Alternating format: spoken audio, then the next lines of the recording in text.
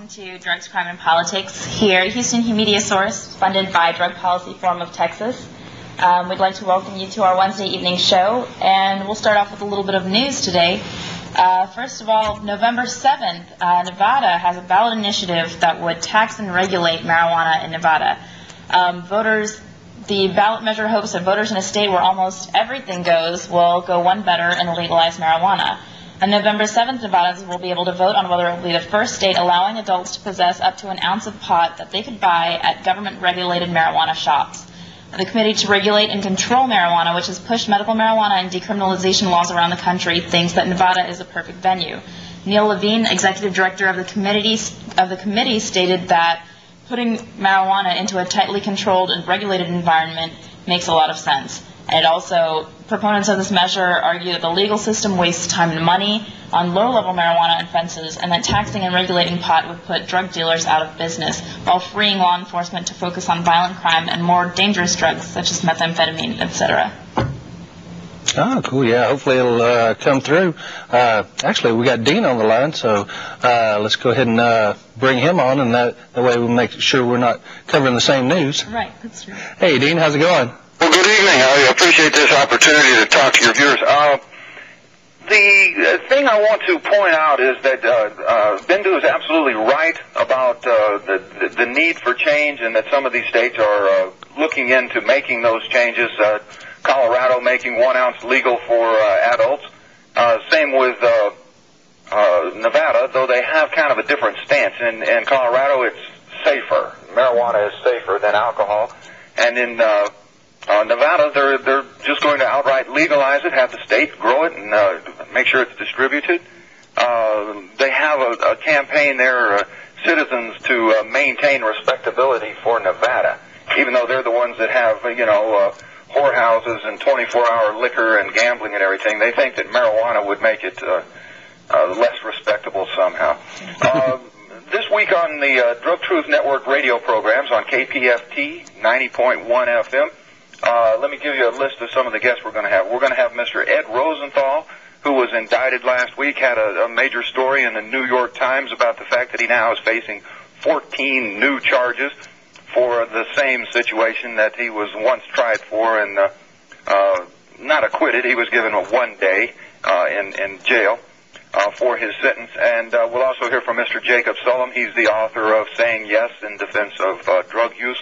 He's also a reporter for Reason magazine, and he talks about that situation in Nevada as well. We'll be hearing from Philippe Lucas out of the Vancouver Island, British Columbia Compassion Society up there, and he's going to give us the latest news from Canada. We'll also hear a little excerpt I got from CBS News out of Denver when the drug czar, John Walters, came to town and tried to explain why their new campaign of Pete's Couch, which basically talks about the fact that marijuana is the safest drug in the world. Those words were used against him in the campaign up there. We'll also hear from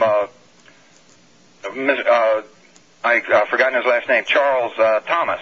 He's the head of the Interfaith Drug Policy Initiative, and they had a campaign going in Nevada where they actually collected and grouped together 30 ministers from 15 different religions who in Nevada have come out in favor of the 1 ounce legalization for adults.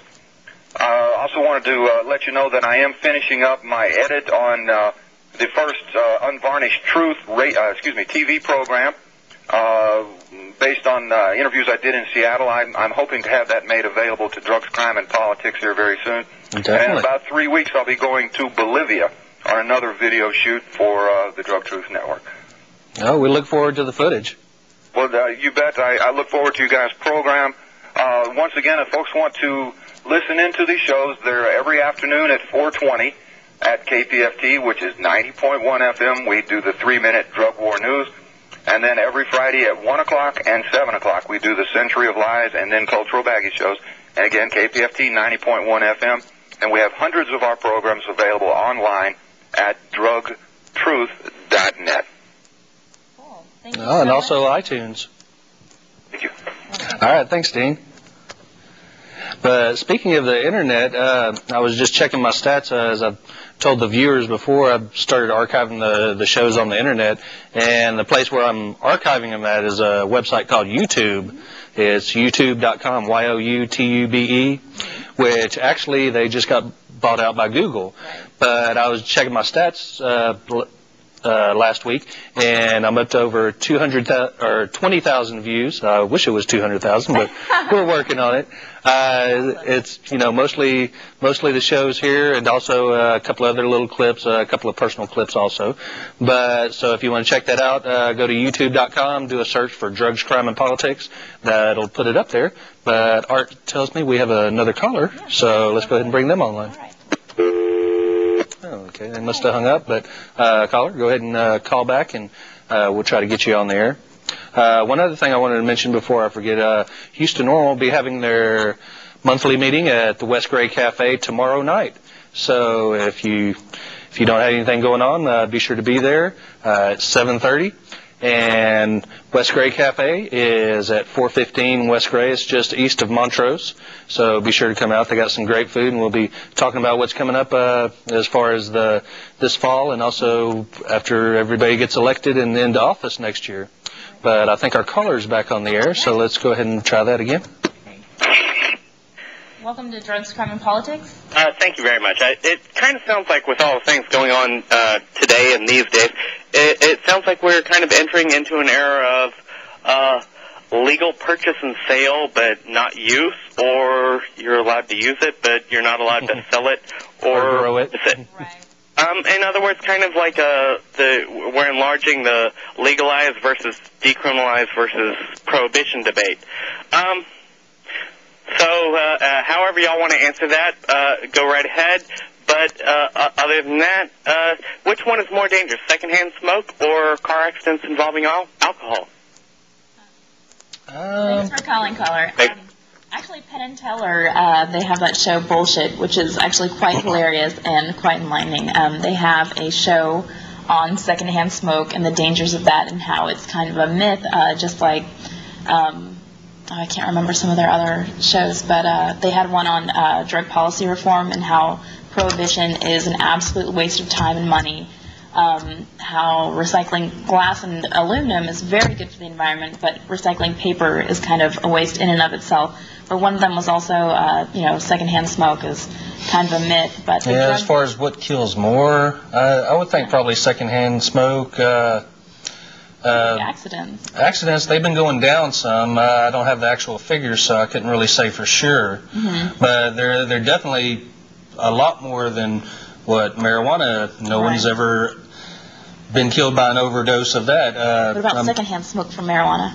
Just kidding. Actually, who is it? Ron in the Yahoo group that we had. He said he went to the city council meeting. Which, speaking of secondhand smoke, they just passed the ordinance where in the city of Houston, unless there was a couple of other things, and unless your establishment is specifically, like a cigar bar, or they were also saying if you're a non-profit group on your own premises.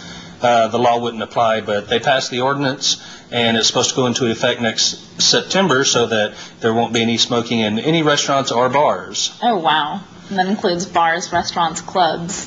Correct, because what they had, or what they have currently, is that it's banned in restaurants, but in the bar sections of restaurants, as long as it doesn't go towards the diners, then it's okay. But there's going to be pretty much a total ban on that coming up next year. But like I was saying, Ron, he went up before city council, excuse me, and what he was suggesting was that secondhand marijuana smoke would be better than secondhand cigarette smoke. So I don't think city council commented on it from what I read on the email.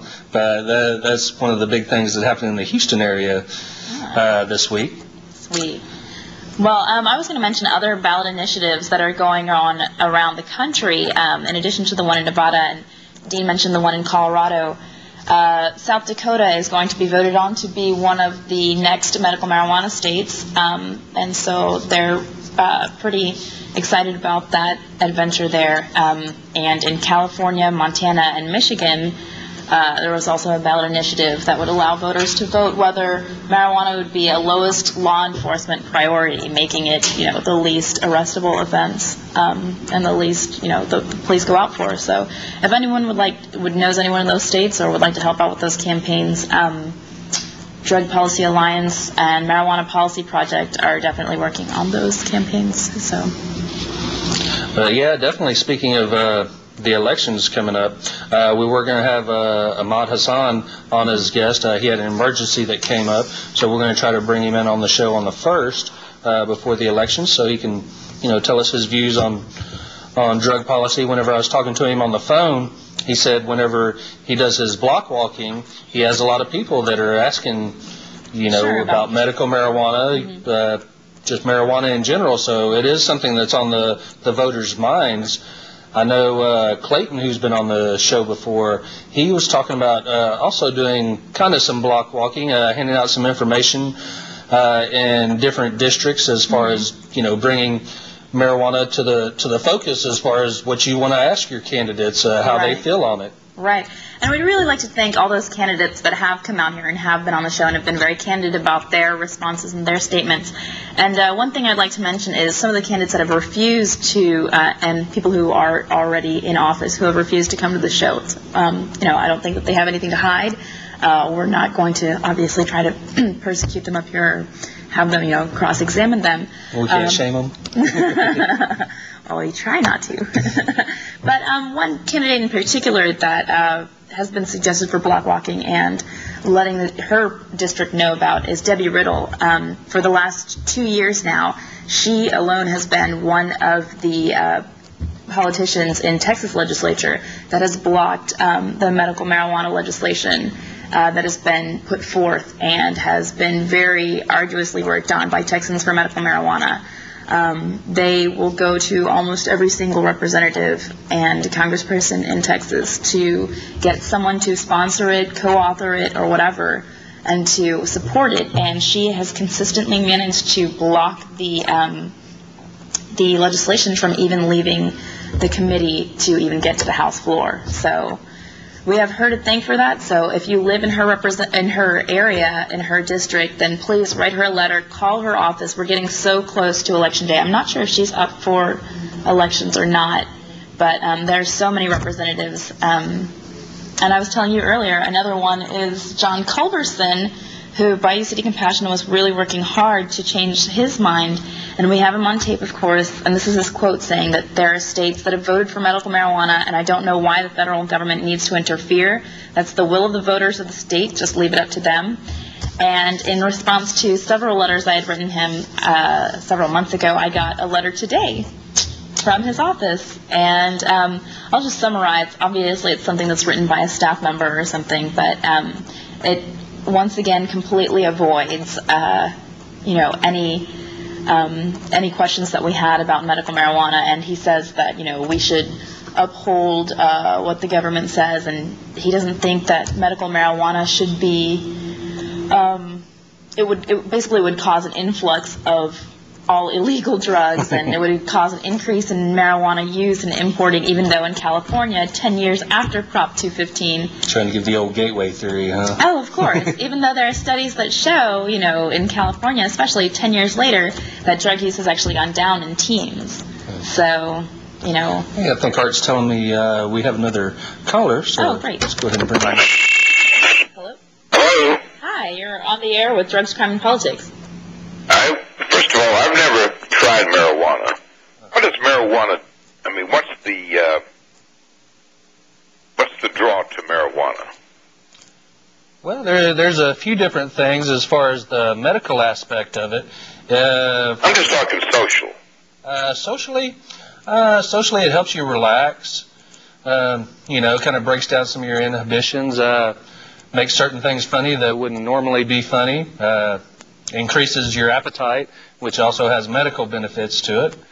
But as far as compared to other recreational drugs that are legal, such as tobacco or alcohol, it doesn't have quite as damaging effects, even though smoking marijuana, as well as smoking cigarettes, anything that you smoke, you have smoke coming into your body, so that's not necessarily good for you, but it does expand. What does Dean say? Expand the capillaries in your lungs or the receptors.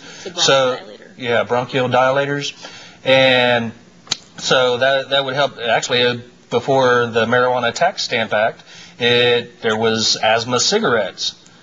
So as far as socially, I mean, it doesn't make you want to go out and drive drunk. You'd probably rather sit on the couch and watch a movie or something. It doesn't promote violent behavior, although some of the Hearst Reefer Madness articles 1930s and 40s, of course, I think on some of them, what they were talking about was maybe like the extracts, where you get it up into such a high potency. Well, even before it was, mostly propaganda. But today, we had a campaign in Colorado that was running on the fact that it, does not promote violence. In fact, compared to recreational drugs such as alcohol, there's a less percentage of domestic violence or drinking and driving. And so we're seeing that shift, that trend to realizing what's actually fact. Like you said, you're not going to go out and drive drunk. You're mostly just going to stay and hang around, and do whatever. So socially, the draw, I guess, and for a lot of people, is you're going to be relaxed and you're not going to be out of control. And there's just I have a second. So many benefits of the medical use. Go ahead. Second question. Sure.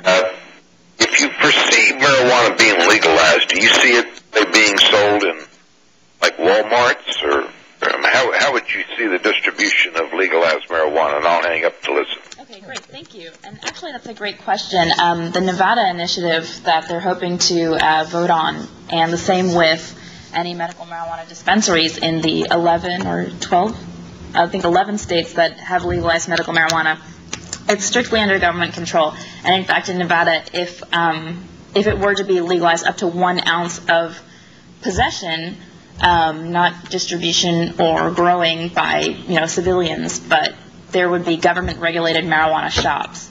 I guess in Holland and in Europe, they have cafes where private owners, when getting a license and going through all these other loopholes, regular citizens, I guess, can open up cafes after paying exorbitant amounts of money. But I guess it wouldn't be the same here. It would definitely be under government control, which is what the Committee to Regulate and Control Marijuana has always been asking for. Government-regulated control of a recreational substance. And I know what a lot of reformers that I talk to, they don't want it at the stop and go or the Walmarts. Yeah. They want it, more as far as like the alcohol model. You have, or a liquor store that you have certain I guess outlets, and if you're 21, you can't go in. It's not near schools. And so it's, a more controlled thing because, you don't see the neighborhood drug dealers, pushing a bottle of wild turkey. Right. Because, or asking for ID. Yeah, because, that's more regulated. And, what was it, back in, I guess, like the 70s and before that, there was a lot of, I guess, underage drinking, but going along about, I guess, like the late 80s and 90s, they put out a lot of PSAs and a lot of information, as far as, what alcohol will do to you. So I think that's led to decrease as far as underage drinking because, some of, as opposed to the reefer madness that our government tries to pull over it, some of it, has truth to it. Right. So, and the kids, they can see through the truth of it. Right. But, yeah, so I would think, an alcohol, like a liquor store would be, pretty much the model that would go through. Yeah, that was an excellent question. Thanks for calling. Yes. If anyone has any questions or comments, feel free to give us a ring. We want to hear what you think, and I guess we got some more news as far as Freddie Fender. We got a kind of a segue for this. Most people don't think of Freddie Fender and marijuana together, but as most people have found out, Freddie passed away this past week. But whenever I was reading about it, I found out that in 1960, right after he released his Wasted Days and Wasted Nights, that he was arrested in Louisiana for a couple of marijuana cigarettes, and he actually ended up spending 3 years in Angola, Louisiana prison for that. Kind of like Willie recently, but luckily he wasn't thrown in prison. Yeah, well, I think back then Louisiana had a little bit more stiffer penalties, but we're sorry about his passing. But yeah, it just goes to show that people can be successful and still use marijuana, as Willie's proved, as Freddie's proved. Even Al Gore, the list goes on and on. Even Arnold Schwarzenegger, the Republican governor of California, admitted to using. Really? Yeah, back in his bodybuilding days. Oh, okay. But of course, he wouldn't sign the hemp legislation, though. Right, so. recently, which is kind of unfortunate. One state did, though. Was it Kentucky? I'm thinking it was Montana. Yeah, we reported on it a couple of weeks ago. So yeah, the hemp movement's still alive and well. For those that didn't get to make it out to the hempster screening, that was a great movie as far as what Kentucky did, as far as what Woody Harrelson, as far as challenging the law. So hemp, it's actually one of the greatest hypocrisies of the drug war, because you can possess hemp in the United States. You can't grow it. Right. It's like, what is up with that? We import, up to, what is it, $1 billion worth of hemp products, from clothes to cooking products, seeds, oil, and, technically it's illegal to import it, but once it's, even Whole Foods sells hemp waffles. But, and actually, with our petroleum crisis, even though gas prices have gone down in the last month or two. Just before the elections. Yeah, actually, I was kind of thinking that, seeing if it was a conspiracy kind of thing, But as far as petroleum, diesel engines, the hemp car that came through, I guess, 1999, I think it was, it runs on hemp fuel. Willie Nelson has biodiesel that's not made out of hemp. Of course, since you can't grow it in the U.S., it would probably be cost prohibitive. But I think Art says we got a phone call, so let's go ahead and bring them on. Great. Welcome to the show. This is Drugs, Crime, and Politics. Hello? You there? Yeah, I think it hung up. Oh, okay. There's no light. Yeah, it's a busy night tonight. Cool. So, I guess let's go get... Okay, let's take it again. Hello? Yes. Let me read this. Sure. Okay, sorry about that. That's okay. With all the problems in the world, whether it's from starvation or terrorism, why are y'all so caught up on marijuana and the use of marijuana? Okay. Well, thanks for asking. It seems kind of like a petty issue to even worry about, to even waste the airtime on. Well, are civil liberties petty issues? I mean, getting thrown in jail? Is getting thrown in jail is, a petty issue? I understand that there are, greater causes. There are millions of people starving out there. There are millions of people on the street. But there are some things worth fighting for, and, that's just a matter of opinion. If you don't believe in it, then that's certainly your opinion. But we do, and there are several studies scientifically that prove that, multiple sclerosis patients can be alleviated of their debilitating pain and actually have a regular quality of life like normal human beings with medical marijuana. Or that, we can stop wasting so much money on, our unnatural oil sources and actually produce it ourselves at home. There are so many reasons that you could legalize it for non-recreational uses that, is it a petty issue? Well, can I ask you one other thing? Okay. Marijuana will lead to cigarettes, alcohol, which leads to marijuana, which will lead to cocaine, which will lead to meth, and y'all can laugh all you want, but it really does do that. If marijuana is a gateway drug, then, there are so many other drugs that people try beforehand. There are so many people who use marijuana and don't use any other drug. Some people say that white sugar is the, first gateway drug. Or actually, I don't think it was an actual study, but probably about 99% of heroin users started out on milk.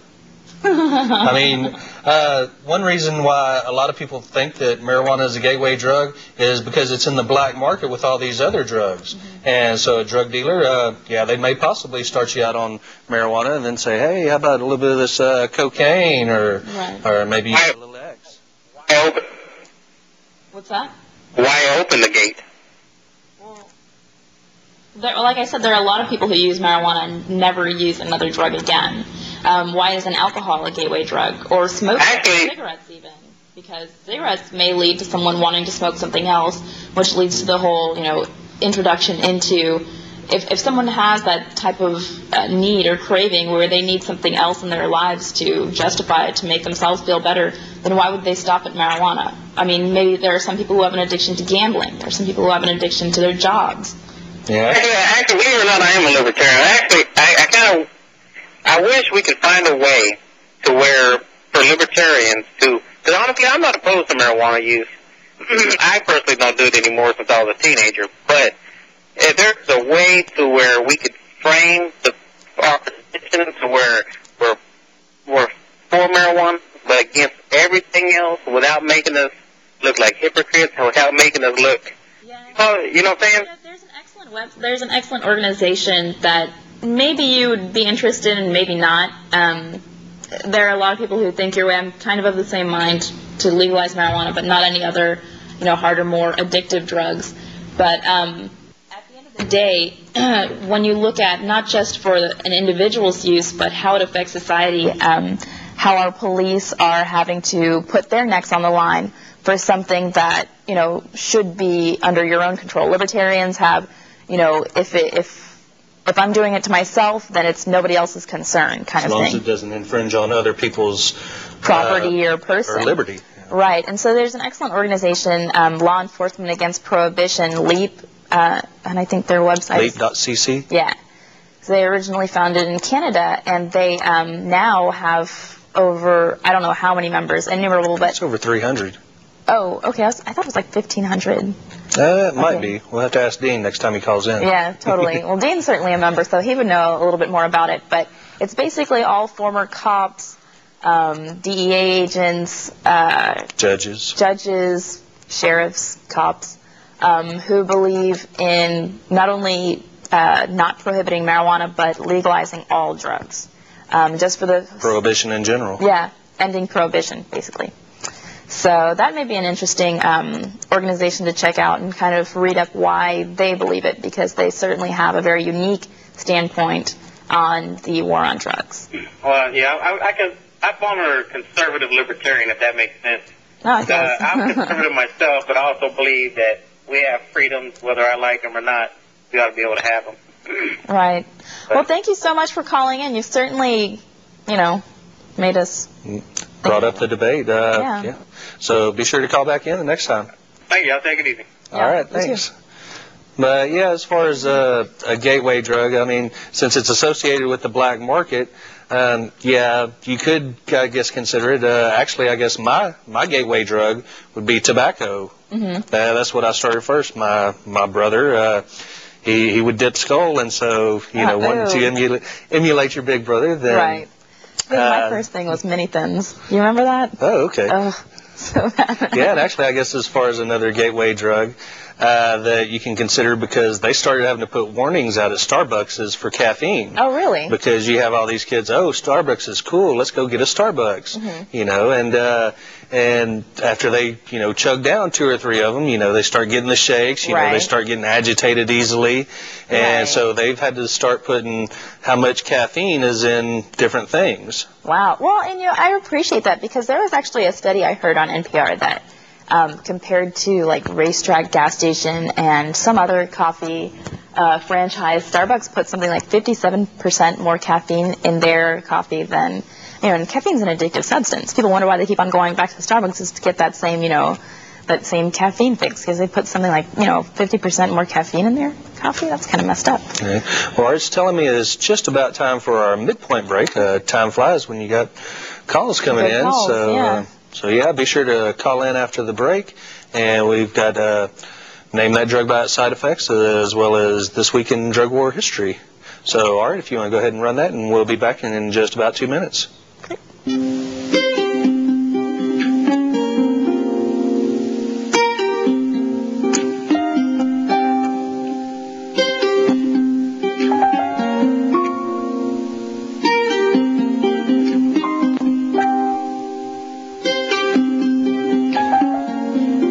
I oldest son, Keith, was away at college, and he called home to say he was ill.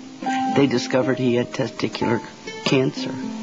And he took several treatments, and he said, I'm not going to take any more treatments. He said, dying cannot be worse than this. And I asked him if he'd heard anything about patients using marijuana. And he was reluctant to talk to me about it because I had very definite views as a parent about the use of marijuana. And I had to say to him, this is different. This is a different time. This is not party time. This is hopefully time to live. One day I opened the front door and there's a little brown bag sitting on the front porch. Marijuana did wonderful things for him. Allowed him to stop the vomiting. But if you want it, you have to do it illegally and take risks. Marijuana is classified as a Schedule I drug. That's wacky. When it was put in Schedule I by Congress, it was with the understanding that it would be capable of being moved as new scientific evidence was elicited. All the procedures to properly reschedule it have been blocked by the DEA bureaucrats. Every step has been taken to try to change it. It hasn't worked. It's not going to change through DEA. Why should the states take this on? It's the duty of the states to regulate public health, health care, and medicines. My name is Gail Kelsey, and I am the administrator for the Medical Marijuana Registry for the state of Colorado. 8 states have legalized medical marijuana, and those include Hawaii, Oregon, Washington, Maine, Alaska, Nevada, California, and my own state of Colorado. And how's it been going? It's been going really well. There are 210 patients currently on Colorado's registry, and 144 physicians are currently participating in our program. And have there been any abuses? No, there's only been one person who was arrested for having more than 6 plants, but that case was dismissed. And any increase in juvenile use? Not to my knowledge. Have you been hassled by the federal government? No, not at all. In the 8 states where marijuana is legal for medical patients, none of the patients have been arrested by the federal government. There have been some raids on large-scale dispensaries. One of those cases went to the Supreme Court. The Supreme Court didn't examine the science around the fact it's medicine and say it's not.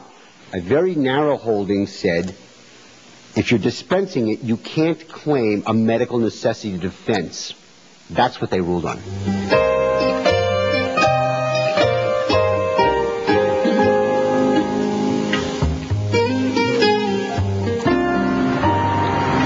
Legal risk to the marijuana patients is arrest under state law.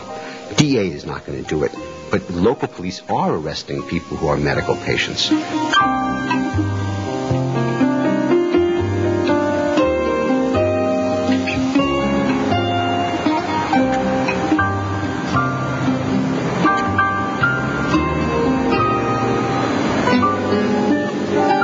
My name is Ethan Russo, and I'm a child and adult neurologist in Missoula, Montana. During the last several years, I have been engaged in investigation of cannabis as medicinal, trying to do research of that type. As a neurologist, I see so much unrelieved suffering where cannabis could help. It's an agent with great potential in medicine. How do you know?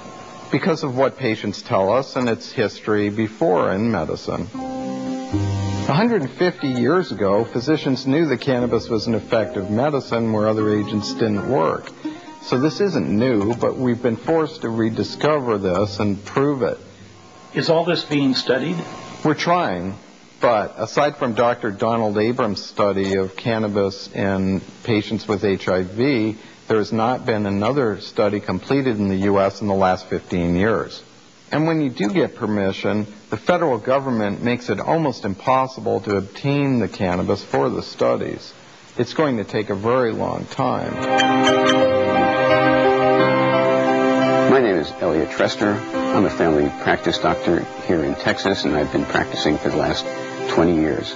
I met Jay about 4 years ago, at which time he had the diagnosis of a seizure disorder as well as Charcot-Marie-Tooth syndrome, which is a type of muscular dystrophy. Much of the physical pain was due to spasticity When I first met him, he was having lots of trouble with controlling his seizures as well as with spasm. He tried many different medications, and these did not quite help his conditions. So he became rather desperate, and at one point asked me if Marinol might be something he could try and that I would feel comfortable prescribing for him. And I told him, sure, we could try that. That seemed like a very reasonable thing.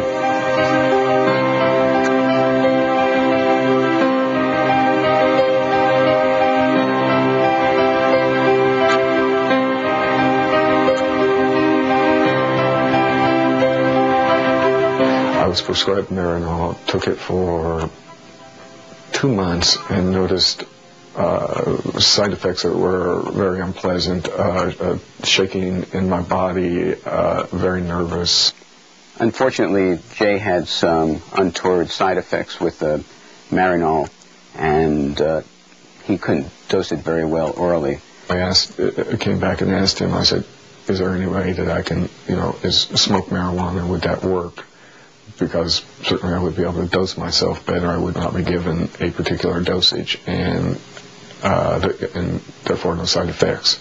I said that seemed something worth trying, and after trying that, he had much improved response from his spasticity, as well as some of the pain he was having due to that in his upper extremities. As a matter of fact, I'm doing very well. Every bit of spasticity that I had in my arm, my seizure trigger point, is gone. I no longer have any pain in my arm whatsoever. Thousands of patients, for example, patients with cancer, AIDS, and other neurologic problems, could benefit immensely from this medical use of marijuana. The pain that was plagued me is gone. My mental outlook is so much better. I'm able to function as a whole person. I can't say anything short of amazing. There are tens of thousands of patients in the states, cancer, AIDS, MS, epilepsy, who are living in legal jeopardy. The program in Colorado is going to continue until the federal government wakes up and makes medical marijuana available by prescription. So until then, I have a job. It's up to the states now to act to protect their sick patients. It's as simple as that.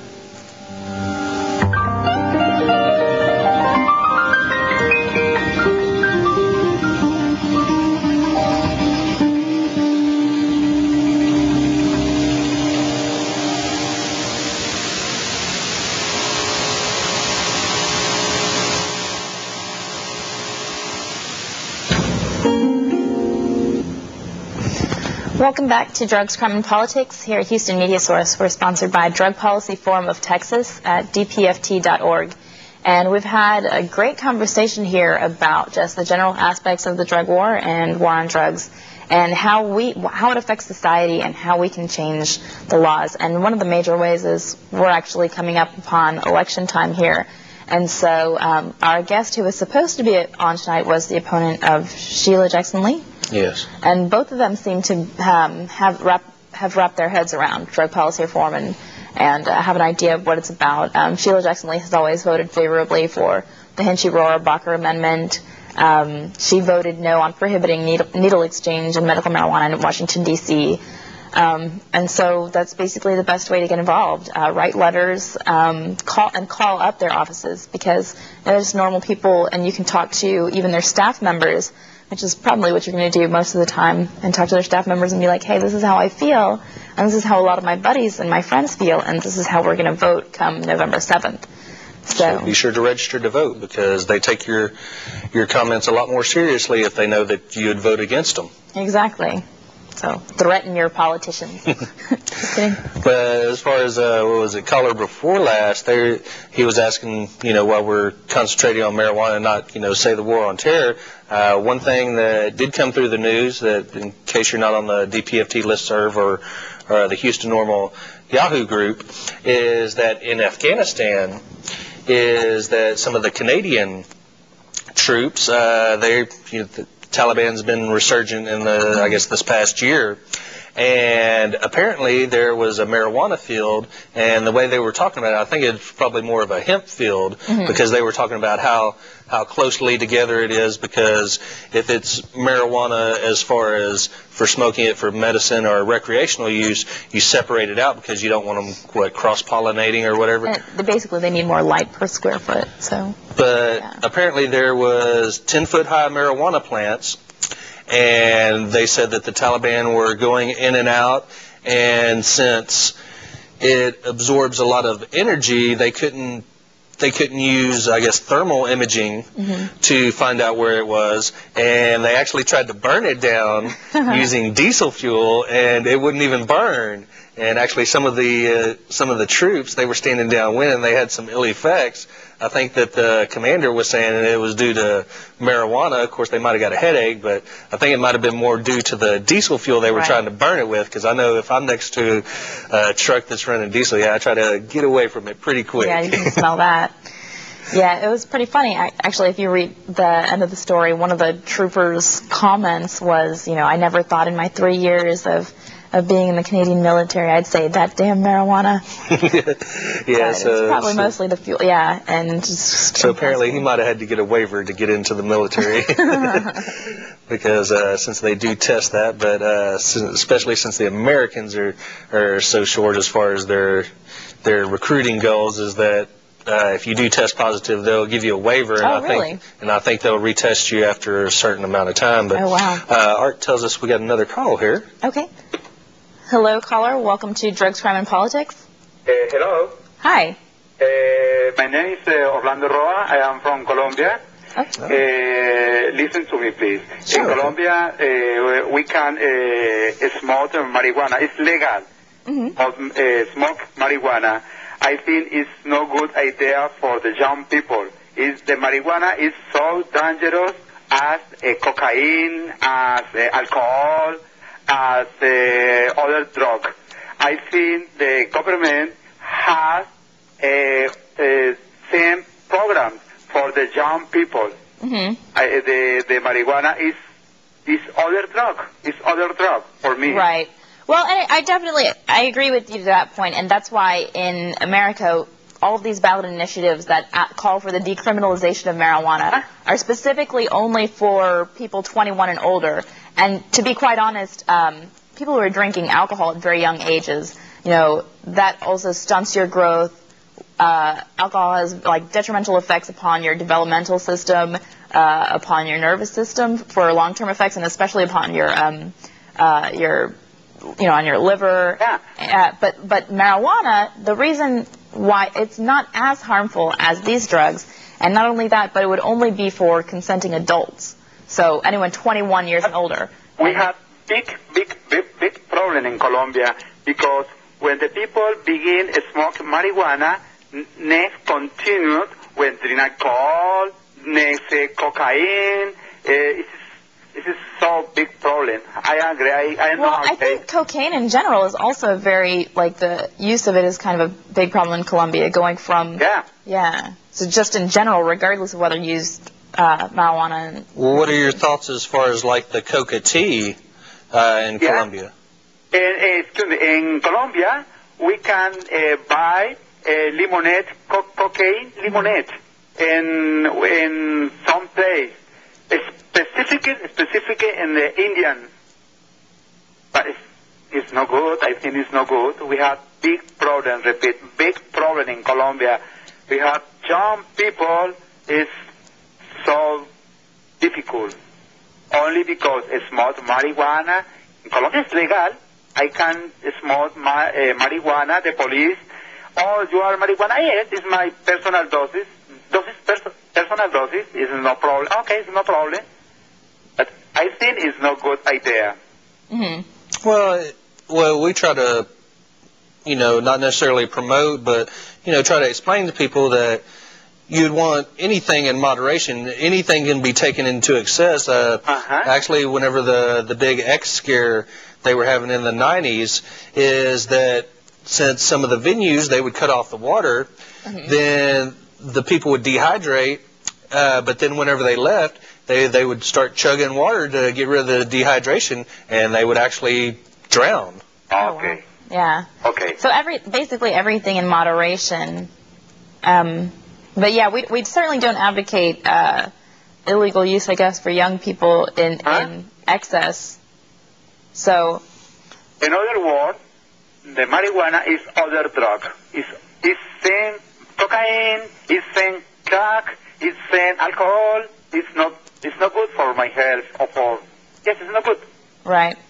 Okay. Thank you. Thank you for calling. Thanks for calling. Right. Yeah, definitely everything in moderation, because as far as alcohol, doctors recommend, 2 glasses of red wine? Yeah. As far as helping your heart? A day, but then if you... Oh, what were you going to say?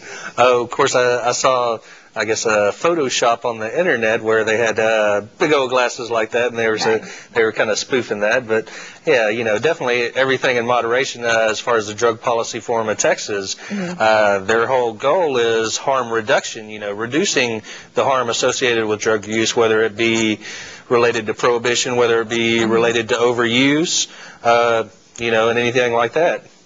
Yeah, misuse or abuse, I guess. Because, with marijuana, you can't overdose on it and die, but, you can be a burnout. I know a couple of people that are burnouts that probably shouldn't smoke as much. Right. So it's all in moderation. That's what I think it was you or Dean that mentioned earlier, the ONDCP ads. The specific one that we were mentioning is Pete's Couch. And I think it's on YouTube. I know it's on Google Video, which, YouTube and Google Video may be merging sometime soon, but it's... They've taken a huge leap from the previous ads that they've done, where they have all these kids running over a girl on a tricycle in a parking lot because they're high. And, obviously marijuana leads to blindness, but, but now their ads are, I think they're actually directed pretty well. They're pretty well done. And one of them is Pete's Couch, where it's like, oh, marijuana... Yeah, it's a really safe drug, but also we stayed on Pete's couch for 12 hours. Well, regardless of what you're doing, if you're staying on someone's couch for 12 hours, that's ridiculous. I mean, and unless you're...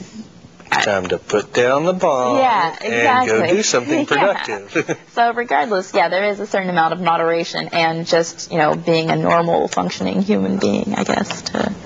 But I guess as far as getting back to Colombia, actually I read a news article that they were going to kind of be cutting back as far as the funding in Colombia.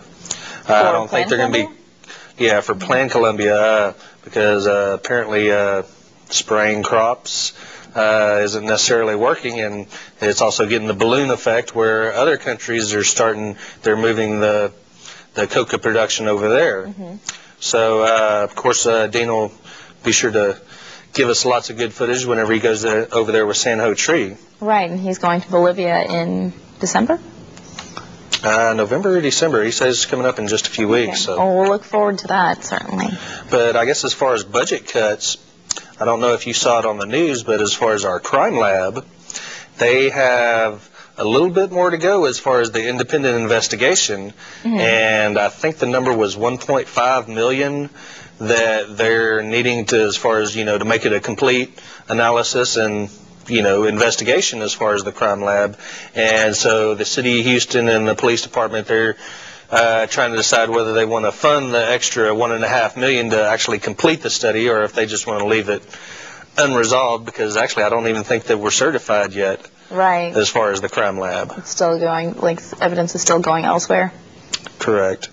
And actually, I think the police were saying that, they would pony up the money, but then we had people saying, well, you don't want the police paying for their own investigation because it'd be kind of a conflict of interest. And definitely. As what we found out as far as the crime lab is that, it's definitely, one hand washing the other as far as, getting the results that they're wanting coming from the dry labbing and other things. Annette Lamoureux, we had her on earlier. I think she's with the NAACP now, but she worked for the ACLU in here and maybe in Austin. But she said that she commented on that and having the police pay for the crime lab, and she said it's like having the fox go check on the hen house. So, yeah, it's basically, I don't know how that's going to resolve, but hopefully it will pretty soon. One thing I wanted to mention is I got some news from Americans for Safe Access. They're a group over in California that, as far as, providing safe access to the patients, is that a few years back is that they were asking the Department of Health and Human Services to reschedule cannabis. And apparently they've been sitting on it, but they've got Senator Jeffords from Vermont that they're sending a letter to the Health and Human Services as far as an update, because I think last year they were supposed to, give a ruling on it, and they've just been kind of sitting on it, putting it on the back burner, hoping our short-term memory loss would forget about it. No. But Senator Jeffords, he specifically he calls on the HHS to describe the factors that have led to the delay in their review of the rescheduling petition, and more importantly, requests the Secretary to provide a new estimate of when the agency is expected to complete the review of the petition. Okay. So hopefully within the next year, of course, our government, the way it runs, maybe we'll get this rescheduled. I know whenever the DEA, they had their administrative law ruling back in the late 80s that Kevin Zeese was doing. Basically, the DEA ignored their own ruling. So it's, just another case of the government sending the wrong message, saying that, oh, yeah, we'll look into this, but they never do unless we force their hand. Right. So congratulations to Americans for Safe Access. They're actually expanding from California to D.C. now, and you can contact them at safeaccessnow.org.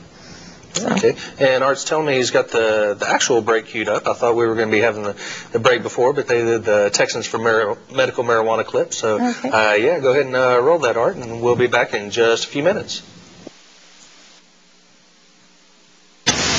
It's time to play Name That Drug by its side effects. Constipation, diarrhea, dizziness, drowsiness, itching, hair loss, sweating, swelling, thirst, vertigo, inflammation of the lung, kidney disease, congestive heart failure, and headaches. Time's up. The answer, Aleve for headaches. This week in drug war history, October 17, 1970, President Nixon spearheads the Controlled Substances Act, legislation establishing today's schedules as a means of classifying drugs strictly by their medical value and potential for abuse. October 14, 2003, Supreme Court justices reject the Clinton administration's request, continued by the Bush administration, to consider whether the federal government can punish doctors for recommending or even discussing the use of marijuana for their patients. October 15, 1986, Assistant Attorney General Mark Richard testifies before the Kerry Committee that he had attended a meeting with 20 to 25 officials and that the DEA did not want to provide any of the information the committee had requested on the Contra involvement in drug trafficking. October 17, 2002. Florida Governor Jeb Bush's daughter is sentenced to 10 days in jail and led away in handcuffs after being accused of having crack cocaine in her shoe while in drug rehab. October 20th, 2004. A groundbreaking coalition of black professional organizations come together to form the National African American Drug Policy Coalition. They urgently seek alternatives to misguided drug policies that have led to mass incarceration. This is Steve Nolan for the Drug Truth Network. Yeah, I'm with the Houston Media Short Show, Drugs, Crime, and Politics. What do you think about the drug war? I think it's over. We lost it.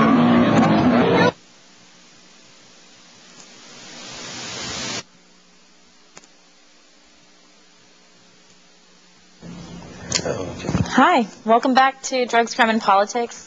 We're sponsored by Drug Policy Forum of Texas, and we've been having some lively conversations about current drug policy events. And speaking of current drug policy events, you had something you wanted to mention, Steve? Yeah, we mentioned before, but I want to go ahead and reiterate it or re-announce it. The Houston Oral will be having their monthly meeting at the West Gray Cafe starting at 7:30, and that will be tomorrow, the 19th. And the West Gray Cafe is at 415 West Gray. It's just a few blocks east of Montrose. So we'd love to have you out there. We'll be talking about things that have been going on as far as news and what we have coming up, what you can do as far as helping out. The main thing, since this is the election season, is, go help out candidates and help them with their issues or help them with their campaigns, and also, let them know what you think. Because if you're helping out their campaign, they would take your thoughts into consideration more. Exactly. They're more inclined to vote your way. I know you were talking about doing some stuff with Nick Lampson. Have you been doing anything with him lately? Not lately. We met with some of his people, and I talked with Nick Lampson specifically about the Hinchy-Rohrabacher and about medical marijuana issues. So I don't know where the polls stand now, but his campaign has been off the charts in just block walking and getting the message out to the public.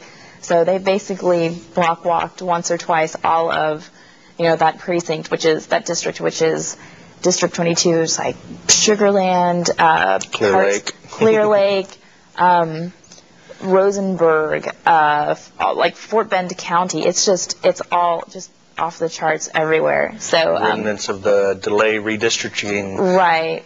Yeah, so they've actually been doing a great job, and so anyone living in the Fort Bend, Sugarland area, be sure to show your support for Nick Lampson. He was previously a congressman in the Beaumont area, and now he's, of course, running against the write-in who? Sheila Sekula Gibbs. Yeah. Our city council representative. Actually, there's two elections. One is to finish out Tom DeLay's term for, 2 months? But the other one is for after that. And from what I understand, she's a write-in on the one that Nick Lampson is doing, but he's not running for the remainder of Tom DeLay's term, and she's actually on the ballot as far as that. It's not as a write-in. Oh, okay. So it's kind of confusing out there, be sure to read your ballots on that. Right. Art tells us we got about 2 minutes left. So, actually, if you're not registered to vote, you're a little bit late. Yeah. But you can definitely help out, as far as with different campaigns. I'm going to be an election judge, and actually I think that the Republican that was supposed to be the presiding judge, I think she's backing out, and so I might be the presiding judge. So if you want to work election day, be sure to let me know, and we can put you to work 7 to 7. Sweet. Yeah, and don't forget to vote, of course. Another website I want to mention, ontheissues.org, is if you are unsure of how your candidate has voted previously, and it does have some opponents, ontheissues.org is a great website where you can look up their stance on drug policy or healthcare, education, Social Security. So it's a great website. Yeah, I know you mentioned that to me, I guess, a while back, and I put a link up on the Houston Normal site for it. Yeah, another one is Vote Smart, and then there's another one where you can actually find out where your politician is getting their funding from. So. Okay. Well, Art tells us we got under a minute. Oh, okay. So we want to thank everyone for tuning in. Thanks for all the calls and helping us out. Our next show will be November 1st. And hopefully we'll try to get Ahmad back on. I also got some word in with David Dow of the Sentencing Project, so we're going to see about bringing him in. Cool. We've got about 30 seconds left. Like I mentioned earlier, archive the programs on YouTube.com. Also put a link up at dpft.org. Actually embed the video on the page. I've been having some computer problems the past couple of weeks with my hard drive, so I didn't get last show's updated, but it is actually on youtube.org or youtube.com, so search for Drugs, Crime, and Politics. You'll be able to catch our shows because it only shows in the Houston city limits. Yeah. But I guess we'll see y'all next time on Drugs, Crime, and Politics. All right. Thanks for joining us.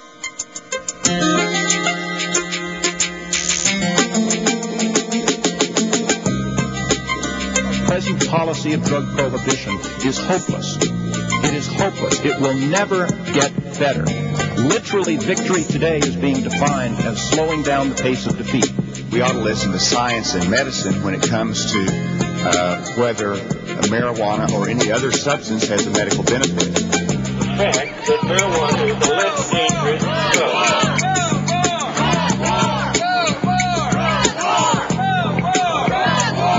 We're going full-blown into a program that has failed and failed every other time we tried it. Please point out one success in 30 years of an eradication program that has stopped drugs from coming to this country. Point out one success, because I've reviewed that research and there isn't.